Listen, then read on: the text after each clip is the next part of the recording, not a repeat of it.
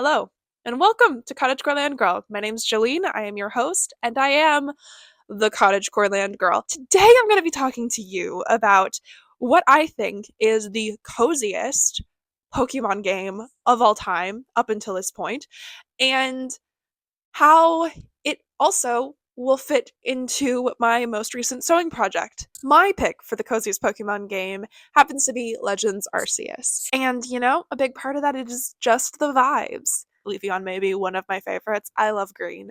So I wanted to make myself a Pokemon trainer costume, and I wanted to make myself a Pokemon trainer costume inspired by Legends Arceus.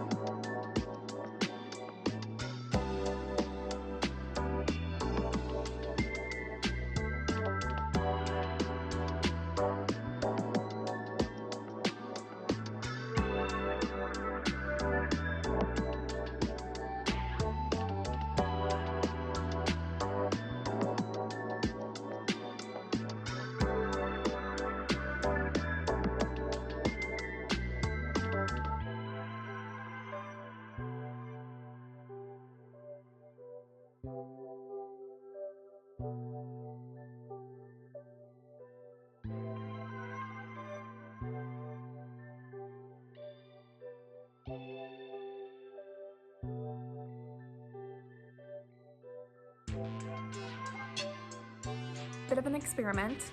I am trying to felt on the appliques that I'm doing so that the mesh is pretty concealed. So I'm gonna next try a scrap piece of leftover wool. All right, great news for me. The scraps look better.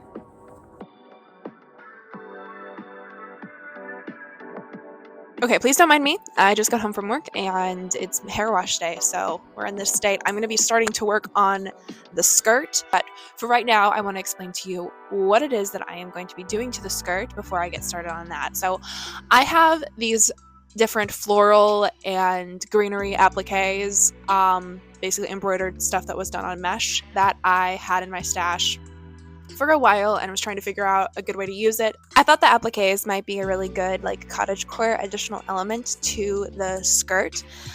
So I was trying to figure out a way to make it so the mesh didn't look awful being added to it. I decided to learn a new skill. So of course, I need another hobby to add to my pile.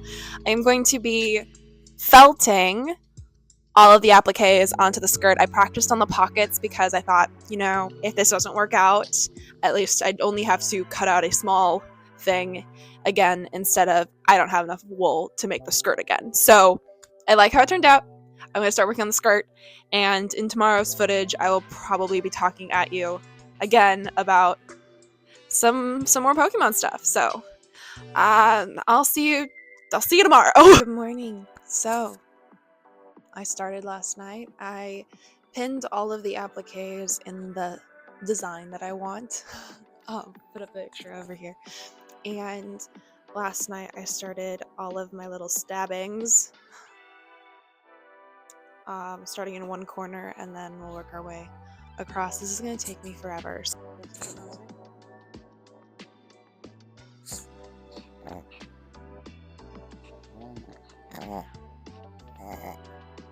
So my dog got scared and she came over. She's now watching. I have, its volume's not on, but I have someone's gameplay of Legends Arceus playing on my iPad while I'm working on this because, keeping things on theme. Initially, when I started this video, I was going to have the premise be making my Pokemon Legends Arceus costume, but also answering the question of what is the coziest Pokemon game and why is it Legends Arceus, because I have a bias towards it being Legends Arceus, but the more I talked to myself while I was stabbing away at the skirt, the more I realized that that's a really, really flawed premise, and I kind of just, I want to scratch that, start over. As of the initial beginning of recording this video, I had not played the DLC,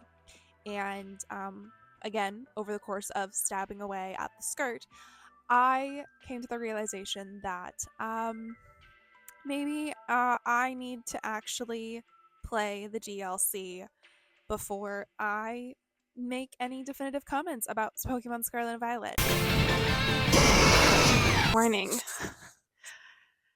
This is the setup I have been using, by the way. I moved my ring light here so that I can actually see. What's the point of doing this if I can't see? Last night, I got the first branch of cherry blossoms done. Now I'm going to start working along the bottom of the skirt. We'll see how far I'm able to get today. Yeah, no, this is fine. You know, it's all good. Really tired. I'm recognizing that this is a lot. As previously mentioned, I had not played the DLC at the start of this video, and up until this point I have not actually finished the DLC, although I have just completed the last Elite Four battle before I battle Kieran, and I'm gonna do it. I'm gonna beat Kieran again. I don't know why his character makes me so sad. He makes me so sad with how he's obsessed with being better than me. It's so sad. Just be happy. Be happy with who you are. And I know it's easier said than done, but I just want to be friends. I'm working on getting through this part of the game, and you know what? So far, this has fixed some of the issues that I had with the initial run of the game, and that being how lifeless the overworld felt, because it kind of makes sense in this DLC.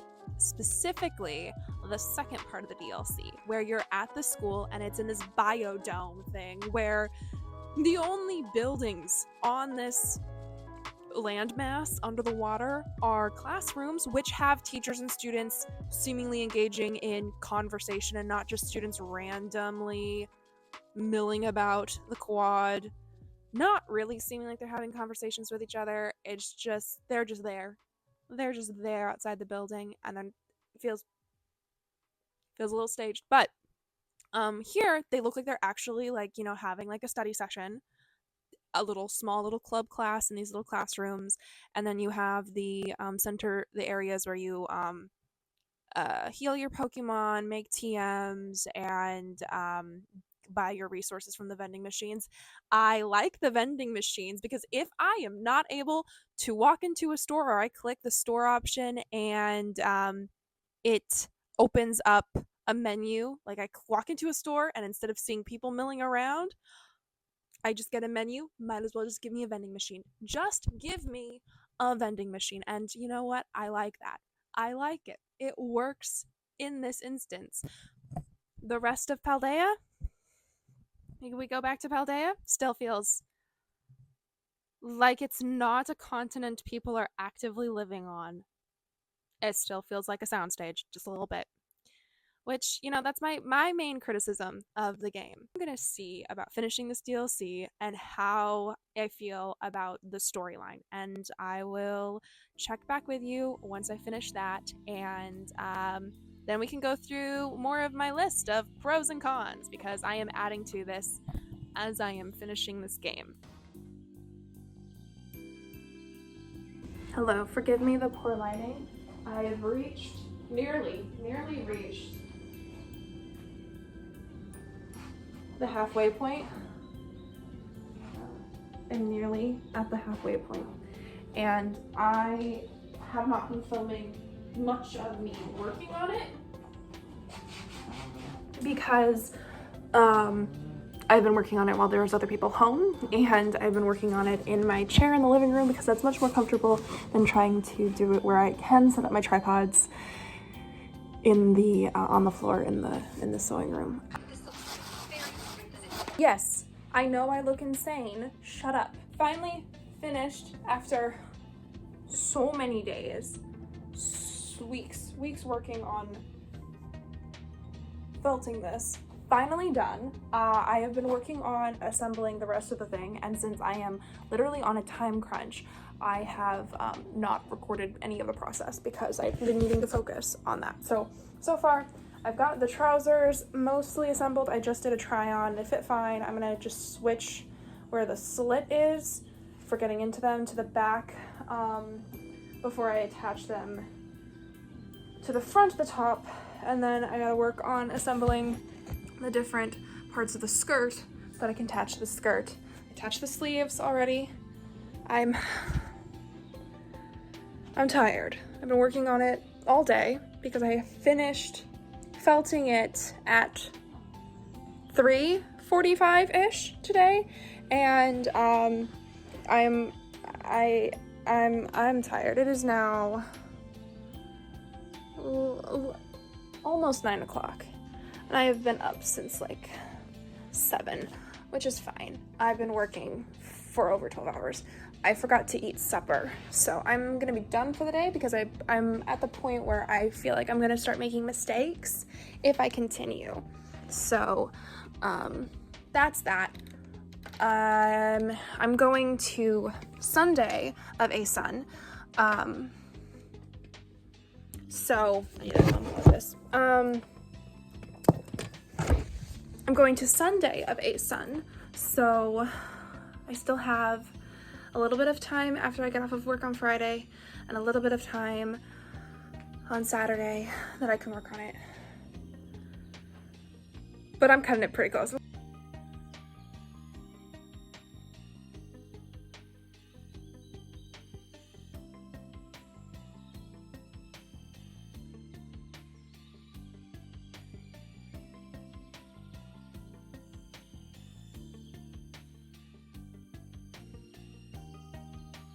Okay, Kira's really upset at me because I'm not asleep. Look at her, she wants to go to bed. It is 12:03. We're going tomorrow, well, today now. I just need to hem these, which I think I will get done, and then I will go to bed. I like how it turned out. I'll show you better stuff in the morning. But right now I like it. I've been here in this outfit before. Because the truth is I haven't finished this cosplay. I didn't finish it when I wore it to the con, and I still haven't finished it yet. But by the time this video ends, I will have finished it. See, when I was putting the costume together, I got really excited about sewing all of the panels for the skirt together, and I forgot to sew the pockets on when I didn't have a ton of weight of the skirt. So I am gonna have to sew the pockets by hand because I am not putting the full weight of that skirt fighting that through my sewing machine. I'm just not doing it. And while I am, let's be honest, procrastinating on that, I have been working through the DLC of Pokemon Scarlet and Violet. Specifically, I am working through it on the Violet side of the game. Oh, I've now played most of the DLC. There's still the epilogue that I haven't gotten through, and I don't know that I'm going to get through it, if I'm completely honest with you. And I think that's going to be okay. I think we'll be fine as far as the premise of this video goes, because I've played the bulk of it. I've played most of it now, and I can confidently say that I prefer Legends Arceus to Scarlet and Violet. There are things that I love about Scarlet and Violet, and one of them being some of the different new Pokemon designs. I absolutely adore Fido, but let's be honest, I am a sucker for a cute Pokemon, so of course I love Fido. I do also really do enjoy playing with Sprigatito, but that might be my love for grass-type Pokemons in general. I like the storyline. I do wish there were some aspects of the storyline that we could have explored a little bit more. But this is Pokemon Company we're talking about. That's the case with almost every game. There are definitely areas that I can nitpick like crazy over this. But I will admit that the DLC for Pokemon Scarlet and Violet did make a lot of the issues that I had with returning to the game and playing it a little less annoying, a little less frustrating, because with Blueberry Academy, you've got the wide open spaces, very few people actually like milling about, but in areas where you expect people to be, they actually seem to be engaging in things and not just put there as a set piece or a prop. With my pros for Pokemon Legends Arceus are the base camps. I love the gameplay aspect of going and getting your base camps set up at the different locations. It makes it feel like you are actually doing exploring and you are putting in the work, versus the only save points being the settlements that were already there. This feels like you're actively exploring, actively engaging in your work as a researcher in creating the first Pokédex. Speaking of which, I love the handwritten concept of the Pokédex, it being a journal, a notebook, a field research tool, and I love that. I love that so much. The costume customizations, I feel like I talked about that earlier, but I love how many different costume options there are and how you can kind of play with everything. I just really enjoyed that. I do love the storylines in how you acquire the different ride Pokemon. I think that is quite fun, and it makes you want to go back and revisit the different areas of the map that you had previously opened, because there's now more area that you are able to access that you weren't able to access before you had that specific ride Pokemon, which is great. I think that's awesome. It definitely aided in like the length of time I was able to play the game and the replayability, because I wasn't rushing through the game. And I don't like to rush through the games. I like to take my time. I really enjoyed that. I love the overworld catch mechanic where you can throw a Pokeball and maybe you'll be able to just catch the Pokemon outright. I loved that. I also love the ability to just be able to run away during a Pokemon fight. You can just walk away, and it's done. And I really do love that, because it felt very like that's actually what would happen. You know, that's what you would do if you were in that case, versus like picking a menu and then the menu, like the result of the menu button is either you can't get away or like you get away safely. Like what do you mean I can't get away? What do you mean I can't get away? Is the Pokemon holding me hostage? Like, what do you mean? What do you mean? And then I do like the crafting mechanic where you can craft things and sell them, or craft things and you can minorly decorate your little cabin space. Although I do wish, if this were truly a cozy game, that you were able to decorate it more, but I understand why not. I do love that you get to watch the settlement grow as the story progresses. It makes it feel like time is actually passing and you are actually becoming a part of this community that you have found yourself in. My cons, though, the glitches and the potential romanticism of colonialism. That's on my con list. For Pokemon Scarlet and Violet, I've got my pros, and I've added to this since playing the DLC. Picnics, I love that. The ride Pokemon, I like the ride Pokemon. I like that it's all one, and it's fun. The thing that I didn't like in the base game was that I couldn't actually fly, that it was just gliding, which is cool, I guess, but it's not what I expected, you know? So I do like that with the DLC, spoiler, we do get the flying mechanic, the cute new Pokemon. I already referenced that I love Fido and I love Sprigatito. I do especially love the all the Pokemon that you can get from within Blueberry Academy that weren't present in the base game as well. Is it kind of annoying to earn a bunch of BP in order to get the starters? A little bit, yeah, but I think that in and of itself, unless you're wanting to speed run the game and play the game as fast as possible, that is one thing that's going to lend itself to long-term play and not, I don't want to say replayability, but play after the finale. Like you still have things that you can do afterwards and things that you want to achieve. I mean, I'll probably still be playing so I can get a couple of my favorite starters that I don't already have in my Pokemon home. So, I mean, I could see myself doing that.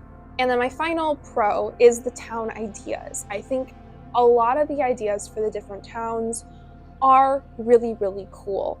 This leads into my cons, where most of them feel completely void and lifeless. Part of that has to do with you not being able to go in most of the buildings in the main game in Paldea. And also, you don't really get to have any meaningful reactions with many of the NPCs in most of the towns. And meaningful interaction would be actually having like a conversation. It doesn't have to be like profound or like extensive or great. Maybe like a minor side quest that you can get. That's what I loved about Legends Arceus. It's all the side quests that you were able to do, and those side quests led to the progression of the town being built and you getting to interact with the different people in the town by fulfilling their requests. And sometimes they had multiple requests, so you were able to go back to the same people multiple times and in different orders, and you felt like you were building a relationship with them. You don't have that really much at all in Pokemon Scarlet and Violet, apart from our main cast of friends. So you can't enter most of the buildings, and you can't enter most of the shops. The shops end up being menu screens. I think I already referenced that when I talked about how I like the vending machines in Blueberry Academy, because it makes sense for the vending machine to be the menu screen. It doesn't make sense to walk into a store and it be a menu screen. I totally get that's a lot of stuff to program in, but I mean, in the school, we do get a shop. We do get a shop that you get to go in, the school store, and you get to see there's a couple students milling about, you get to interact with a couple of them, you know, like they're... That's what I wanted. That's what I wanted. I wanted that. I wanted more of that. Even if it had just been like one or two shops here or there, you know, that would have been great. That would have been so fun. That would have been so fun. Those are my major cons, apart from the glitches, which both games have them. Both games are incredibly glitchy, and the render rate or pop-in rate is not always... It's not good. But I'm not a professional game person, and to be honest, that does not necessarily affect my love of playing the game fully. I guess if I were to answer the question that I initially posed when I was thinking of what to add into this video besides just the sewing, when it comes to what is the coziest Pokemon game, and I think that the coziest Pokemon game is going to be different for every single person, which is why that was a really, really flawed premise, because I could argue with myself for any of the Pokemon games being a cozy game. Because apart from, you know, what is marketed as cozy games, what makes a game a cozy game for me is how I feel about it when I'm playing it. How I feel when I'm playing it. Am I comforted? Is it something that makes me feel warm and fuzzy? Is it something that makes me feel calm? Or is it something that gives me enough excitement that I'm like, I'm so happy to be back. Like I'm excited about the storyline. I'm excited about the gameplay, and I enjoy playing it. It's a cozy game that I really love called Cozy Grove, and it is a life sim where you are a spirit scout and you landed on this island and you are helping the spirits on that island remember aspects of who they are, remember their life, and as you're doing that, you're bringing light back to the island and like finding the things that have been lost. The undertone of it being a slight bit of a mystery on whether you are actually dead or alive, as you receive letters and mail from your scoutmaster, which hint at you maybe not being alive and how you are not the only one of the spirit scouts that have gone missing. Throughout the game, you are building relationships with the different bear-looking spirits on this island, and you are learning their stories, and they are, interacting with you, and you are becoming a regular part of their lives. It feels very, very cozy because of the level of interaction that is required for you amongst the NPCs. You also get to put together really cute outfits by buying stuff in the shop. And you get to collect bugs and fish and craft things, all the good things for a cozy game, which Pokemon has in Pokemon Legends Arceus, which, if we count cooking in Pokemon Scarlet and Violet, technically they have there. The same is true in Legends of Zelda, Tears of the Kingdom. All these are aspects that, for me, lend to a cozy game atmosphere. So when I think for myself of a cozy Pokemon game, I think of Pokemon Legends Arceus, because you're going into the wild, you're collecting things to use to make food for your Pokemon. Not necessarily you, because you just eat potato mochi whenever they decide to feed you. Those different mechanics lend, for me, for Pokemon Legends Arceus, for having that cozy vibe. But for another person, the coziest Pokemon game would potentially be something that they're really nostalgic for, like their first Pokemon game that they played, or the game where their favorite Pokemon was first introduced into the game itself. Those would hold special places, one where the storyline was particularly meaningful for them, because nostalgia does play a role in what we see as comfortable and comforting. And that's a big reason as to why I decided to just switch the main goal of this video, which was to make my Pokemon Legends Arceus costume and then challenge myself to actually finish Pokemon Scarlet and Violet, and kind of analyze why it is that I love Pokemon Legends Arceus so much compared to how I just feel okay with Pokemon Scarlet and Violet. And I think that I've accomplished that. So I think it's time that you see the finished costume.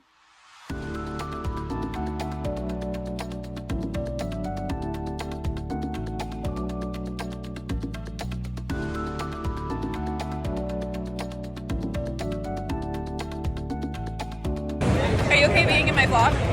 Yes. Okay. And show Yay!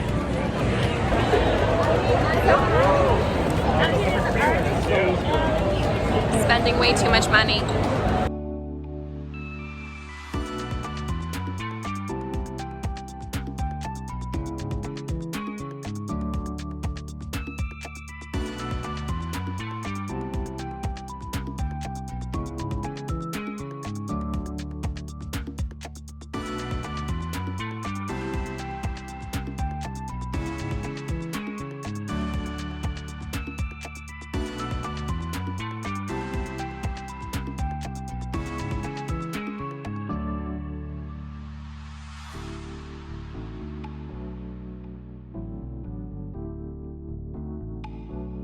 Alright, that's it for today's video. There are definitely some things for this costume on the line of accessories that I would like to add into it.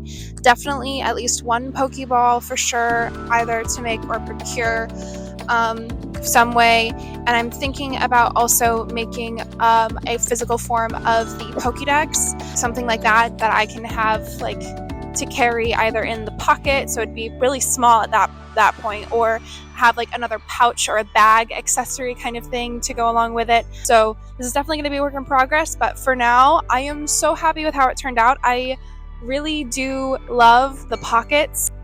I'm so happy with how it turned out. So thank you so much for watching. I hope that you enjoyed this video.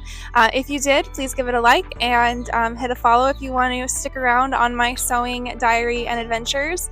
You can also follow me on Instagram and TikTok and Pinterest. All of those are linked down in the description, where I post other things throughout the time in between me seeing you on this channel. I do have a project that I am in the midst of working on right now, which is going to be a longer running project for sure. I'll probably make multiple videos on it. It's going to be my first time dyeing fabric, my first time making a petticoat, my first time sewing from Victorian and Edwardian inspired patterns, and I am really excited about that project. I'm still in the beginning stages of it. I just dyed the fabric for the petticoat, so I'm really excited. A little sneak peek of what's going to be coming eventually.